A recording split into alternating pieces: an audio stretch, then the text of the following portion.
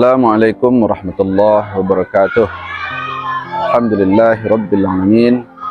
Wassalatu wassalamu ala asrafil anbiya'i wal mursalin wa ala alihi wa sahbihi ajma'in.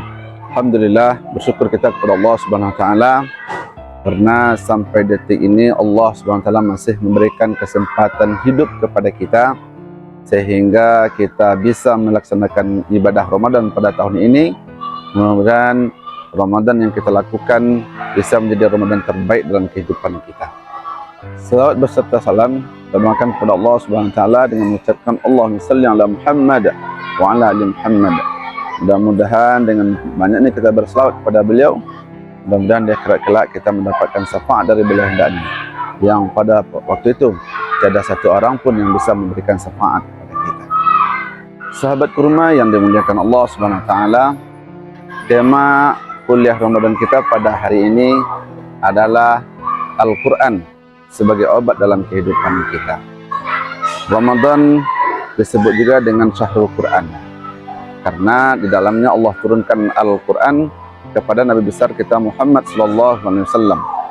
Al-Quran Allah turunkan untuk menjadi petunjuk dalam kehidupan kita. Selama kita berpegang kepada Al-Quran, insya Allah kita akan selamat hidup kita, mulai kita hidup di atas dunia ini sampai kita kembali kepada Allah Subhanahu wa taala.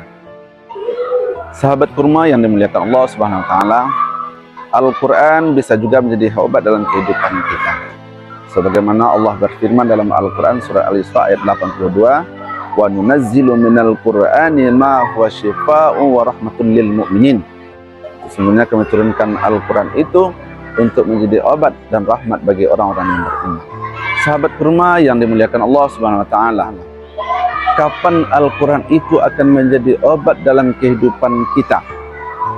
Yang pertama yang mesti kita lakukan, kita harus mempelajari Al-Quran. Untuk mempelajari Al-Quran tidak terbatas oleh waktu dan tempat, tidak terbatas oleh usia. Siapapun boleh belajar Al-Quran. Anak kecil boleh belajar Al-Quran, orang tua boleh belajar Al-Quran, ibu-ibu boleh belajar Al-Quran. Siapapun orangnya, kalau dia mau, boleh belajar Al-Quran. Dalam hadis Nabi Muhammad SAW sampaikan, "Khairukum man ta'allamal Qur'ana wa 'allamahu." Sebaik-baik kamu adalah orang yang belajar dan mengajarkan Al-Quran. Yang kedua, Al-Quran bisa menjadi obat dalam kehidupan kita. Yang mesti kita lakukan terhadap Al-Quran adalah membaca Al-Quran. Al-Quran bukanlah barang pajangan. Kita beli Al-Quran yang paling bagus, kita beli Al-Quran yang paling mahal, lalu kita taruh di rumah kita di tempat yang bagus juga, tapi tidak pernah kita baca, tidak akan ada artinya bagi diri kita. Tidak akan menjadi obat Al-Quran itu dalam kehidupan kita. Al-Quran akan menjadi obat dalam kehidupan kita ketika Al-Quran itu kita baca. Bagaimanapun kondisi seseorang, dia harus membaca Al-Quran. Bagaimanapun keadaan seseorang, kita bacakan Al-Quran.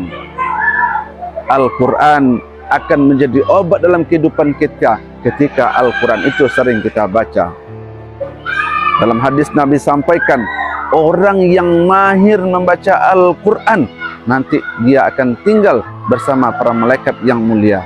Bagi orang yang terbata-bata membaca Al-Quran, dia tetap mendapat pahala dari Allah Subhanahu wa taala.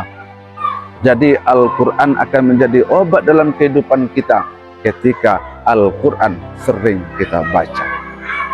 Yang ketiga, yang mesti kita lakukan agar Al-Quran itu bisa menjadi obat dalam kehidupan kita, harus kita amalkan Al-Quran.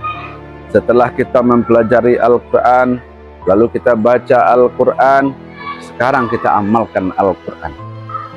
Al-Quran yang kita baca, lalu kita amalkan dalam kehidupan kita, inilah memang yang intinya. Inilah memang yang harus kita lakukan.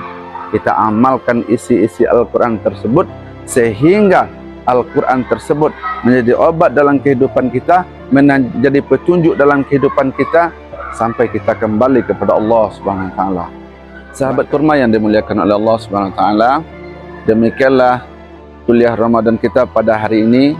Mudah-mudahan setelah di akhir Ramadan kelak kita betul-betul menjadi orang-orang yang cinta Al-Quran, yang senantiasa bersama dengan Al-Quran, dan Al-Quran yang akan mengantarkan kita ke tempat terbaik di sisi Allah Subhanahu wa taala.